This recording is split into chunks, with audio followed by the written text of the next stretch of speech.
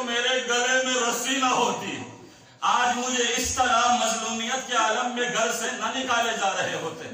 اجرکم علی الزہرا، آپ تک مسائل پہنچ گئے، میں زیادہ آپ کو زحمت نہیں دوں گا۔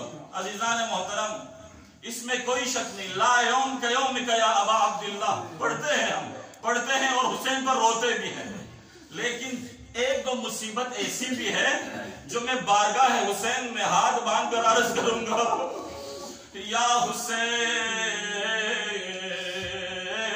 لا یوم کا یوم کا یا ابا عبداللہ، لیکن مولا جب تک آپ زندہ تھے کسی میں یہ ہمت نہ ہوئے آ کر خیموں کو آگ لگا دے، لیکن یہ علی کی مظلومیت ہے، گھر میں ہے علی، دروازے کو آگ لگائے۔ یا حسین جب تک آپ زندہ تھے کسی میں یہ ہمت نہ ہوئی سکینہ کے چہرے پر تمانچے والے، یہ مظلومیت علی ہے، علی کے ہوتے ہوئے زہرا پر تمانچے مارے گئے۔ اجرکم علی الزہرا، اجرکم علی الزہرا، یا حسین یا حسین، یہ آپ کی مظلومیت ہے، جب تک آپ زندہ تھے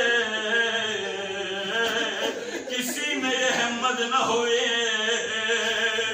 زینب کے سر سے چادر چھینے۔ اللہ اکبر، اللہ اکبر، اجرکم علی الزہرا، اجرکم علی الزہرا۔ ایام فاطمیہ ہے، میں کون سا مسائل آپ کو سناؤں۔ اللہ اکبر، کس قدر علی کے لیے یہ لمحہ مشکل ہے۔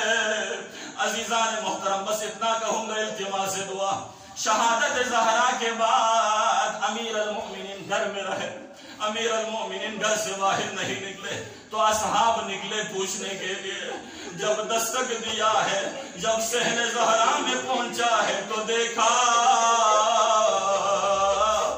زہرا کے یتیم بچوں کو لیے علی صحن زہرا میں بیٹھے ہیں، سر جھکائے بیٹھے ہیں۔ یا علی آپ نکلتے کیوں نہیں؟ تو فرمایا میں کس طرح نکلوں، جب بھی کوئی دستک دیتے ہیں تو یتیم میرے پاس آ جاتے ہیں، انہیں پتا ہے یہ امت کچھ بھی کر سکتی ہے۔ ارے جس امت نے پیغمبر کی بیٹی پر رحم نہیں کیا، اللہ اکبر، کس پر رحم کی امید کی جا سکتی ہے۔ اجرکم علی الزہرا، اجرکم علی الزہرا۔ الا لعنۃ اللہ علی القوم الظالمین وسيعلم الذین ظلموا ايمن قلب ينقلبون۔ انا للہ